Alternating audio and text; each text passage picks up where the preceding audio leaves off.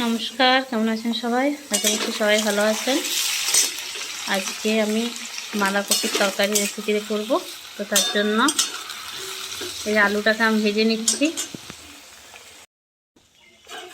তো আলুটা ভাজা ভাজা হয়ে এসছে, এরকম হালকা করে ভেজে নেব।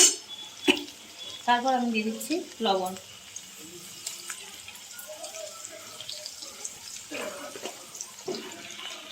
তারপর দিয়ে দিচ্ছি হলুদ,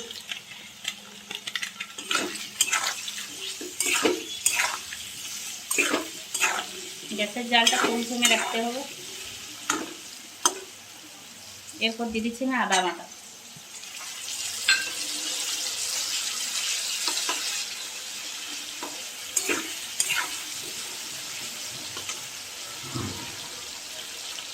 এরপর দিয়ে দিচ্ছি জিরে গুঁড়ো, লঙ্কা গুঁড়ো, অল্প একটু ধনিয়া গুঁড়ো।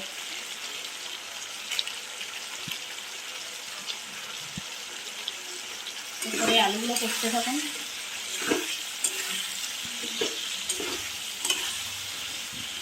আমি এরকমভাবে বাঁধাকপির তরকারিটা বানাই, খেতে কিন্তু টেস্টি হয়।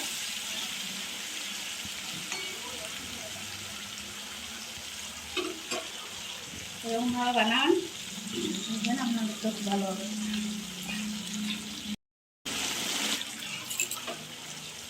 এরপর আমি এর উপরে দিয়ে দিচ্ছি বাঁধাকপিগুলো।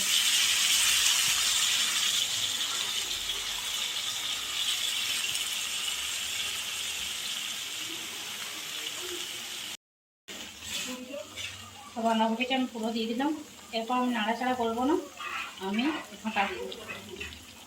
অনেকে সিদ্ধ করে বাঁধাকপিটা তরকারি তারপরে বানান, বাঁধাকপিটা সিদ্ধ করে নেন, কিন্তু আমি এইভাবে বানাই। এইভাবে একবার বানিয়ে দেখুন, কিন্তু ভালোভাবে আমি ঢেকে রেখে দেবো কিছুক্ষণের জন্য।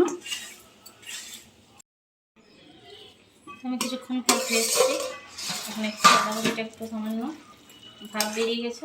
এরপর আমি নাড়া দেবো।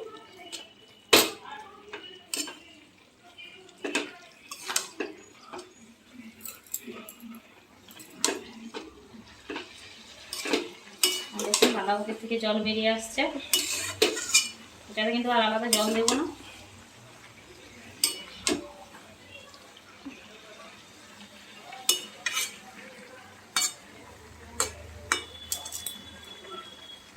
আমি আবার কিছুক্ষণের জন্য ঢাকা দিয়ে দেবো।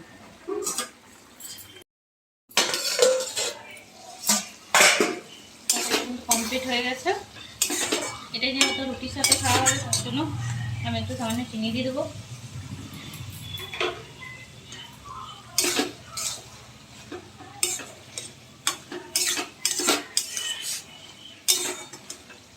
আর দিয়ে দেবো সামান্য একটু গরম মশলা।